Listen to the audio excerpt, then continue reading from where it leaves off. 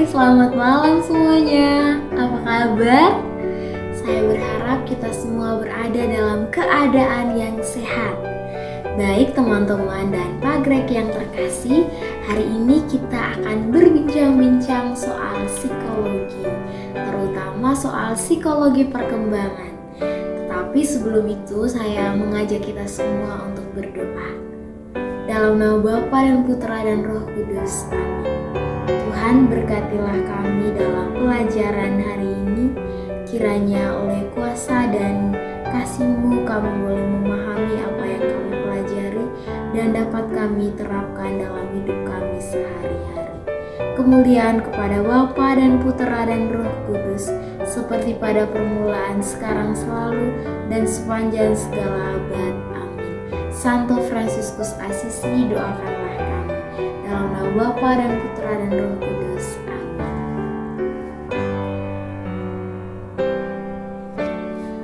Terima kasih teman-teman sekalian sudah mau berdoa bersama saya untuk mengawali kegiatan hari ini. Baik teman-teman sekalian, pada kesempatan ini saya akan membahas secara khusus tentang satu masa perkembangan seorang manusia. Saya tertarik untuk membahas masa prenatal karena ada begitu banyak pengalaman yang membentuk saya menjadi seperti sekarang oleh masa prenatal ini, masa sebelum saya lahir. Oke, kita lihat bersama. Apa sebenarnya masa prenatal? Teman-teman, masa prenatal itu adalah masa tumbuh kembang seorang janinnya atau masa sebelum kita dilahirkan ke dunia. Artinya, ketika sel telur dan sel sperma bertemu, dimulailah masa prenatal seorang manusia. Mengapa saya sangat tertarik untuk membahas masa prenatal? Ada cerita indah ya di masa prenatal saya. Oke teman-teman, ada 3 hal yang sangat penting yang mempengaruhi perkembangan seseorang di masa prenatal. Yang pertama itu adalah gizi atau nutrisi. Menurut penelitian teman-teman sekalian bahwa perkembangan seorang anak di dalam kandungan ditentukan oleh gizi.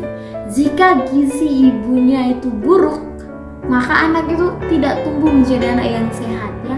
Akan ada banyak penyakit yang menimpa dia.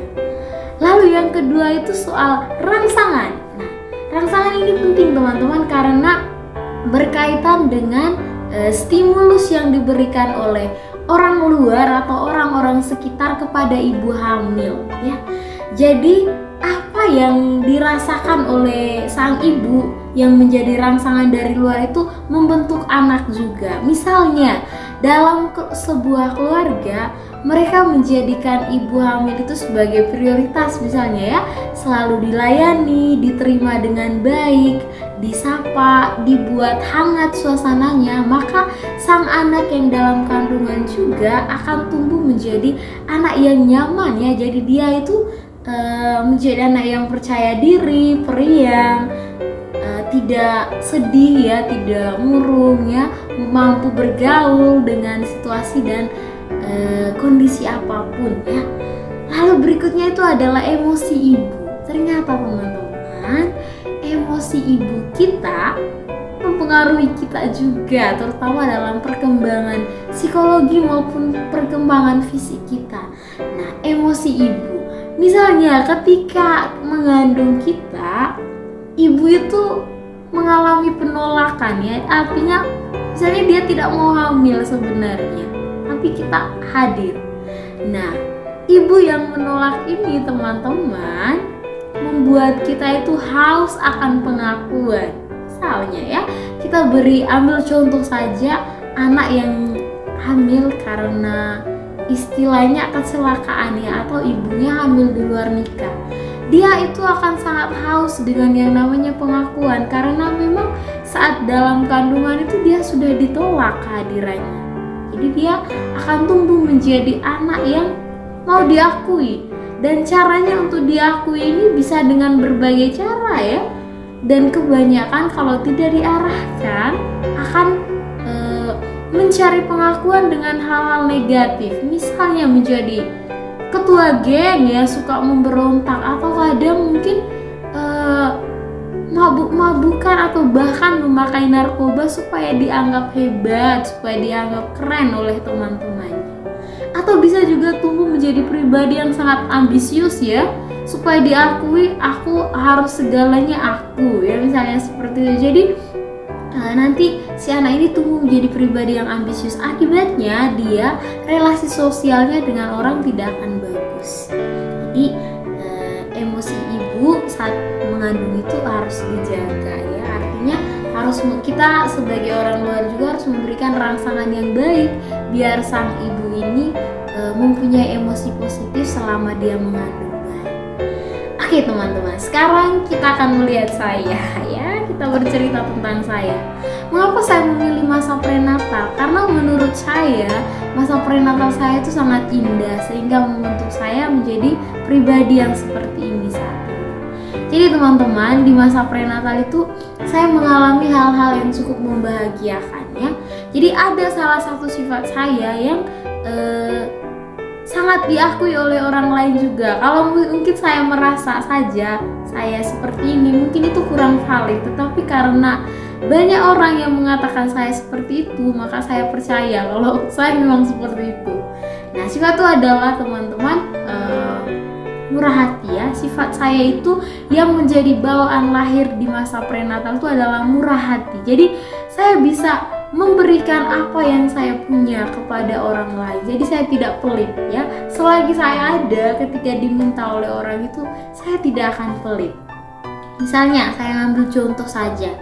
Saya menjadi anak rantau saat ini.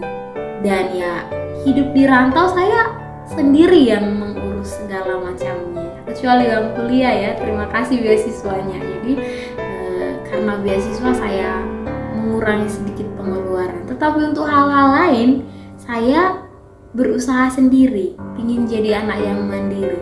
Nah, dalam situasi seperti ini, ternyata ada juga yang meminta bantuan saya. Misalnya meminjam uang.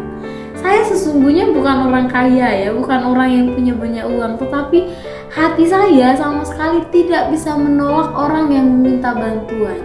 Jadi apa yang saya punya ketika orang itu sangat membutuhkan, saya akan memberi.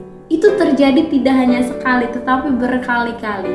Jadi ketika orang meminta bantuan, saya akan selalu mengatakan bisa, ada, dan saya akan usahakan untuk orang itu. Jadi saya bersyukur sekali ya bisa menjadi manusia seperti itu yang murah hati. Mudah-mudahan dengan kemurahan hati saya juga memperoleh kemurahan biar nanti kalau di akhir hidup itu bisa masuk surga ya teman-teman ya. Oke, jadi itu teman-teman.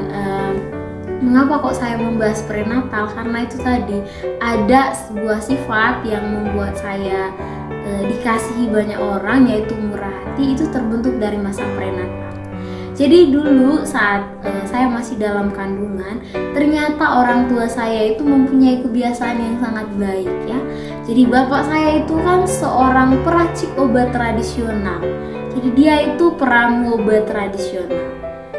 Dan dia menjual obatnya ke orang-orang dengan harga gratis kebanyakannya. Jadi di lingkungan saya waktu itu memang orang-orangnya sederhana, bukan miskin sih ya teman-teman ya, sederhana menurut kacamata saya. Jadi kadang juga ya tidak mampu membeli obat ketika mereka sakit. Nah, bapak saya ini sebenarnya dia juga butuh uang, tetapi kalau untuk memberikan apa yang dia punya seperti obat tadi, dia bisa memberikan secara gratis ke orang-orang, dan ini terjadi berkali-kali.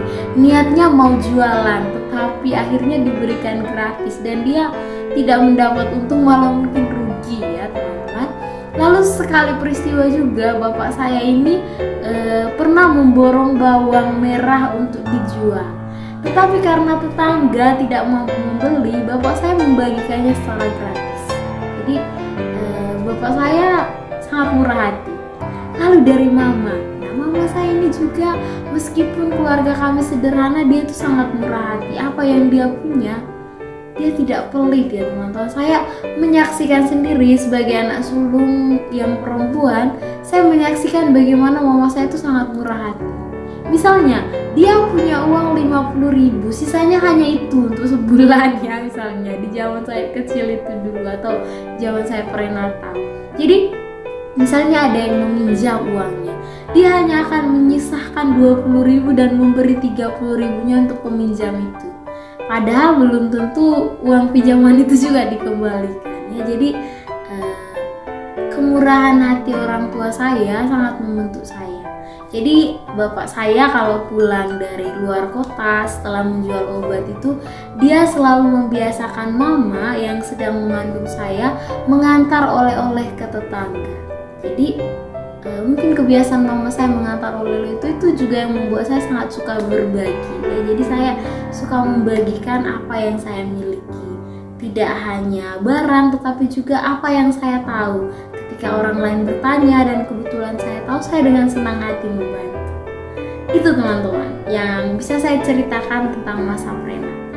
Sebenarnya ada 2 masa lagi, yaitu masa bayi dan masa prasekolah dan masa sekolah. Jadi itu mungkin akan dibahas oleh orang lain. Jadi teman-teman, perkembangan masa prenatal, masa prasekolah dan masa sekolah itu adalah masa-masa emas pertumbuhan kita. Jadi hal buruk ataupun hal baik yang terjadi di masa ini sangat membentuk kita menjadi siapa kita nanti. Kalau kita mengalami yang namanya kurang kasih sayang, jika tidak diolah, kita akan menjadi pribadi yang kurang bagus juga. Mungkin pribadi yang mampu melukai orang lain. Jadi itu yang bisa saya bahas. Terima kasih sudah menonton dan mendengarkan saya. Kita berdoa sebelum menutup. Dalam nama Bapa dan Putra dan Roh Kudus. Terima kasih Tuhan untuk pelajaran hari ini. Engkau membiarkan hamba-Mu ini untuk mengenal diri lebih dalam. Tuhan berkatilah semua orang yang mungkin mengalami masa prenatal yang kurang baik. Kiranya mereka, anak-anak yang lahir karena tidak diinginkan atau karena kecelakaan, mendapatkan perlindungan oleh tangan-Mu sendiri. Kemuliaan kepada Bapa dan Putra dan Roh Kudus, seperti pada permulaan, sekarang, selalu, dan sepanjang segala abad. Amin. Santo Fransiskus Assisi, doakanlah kami. Dalam nama Bapa dan Putra dan Roh Kudus. Amin. Bye-bye teman-teman. Shalom.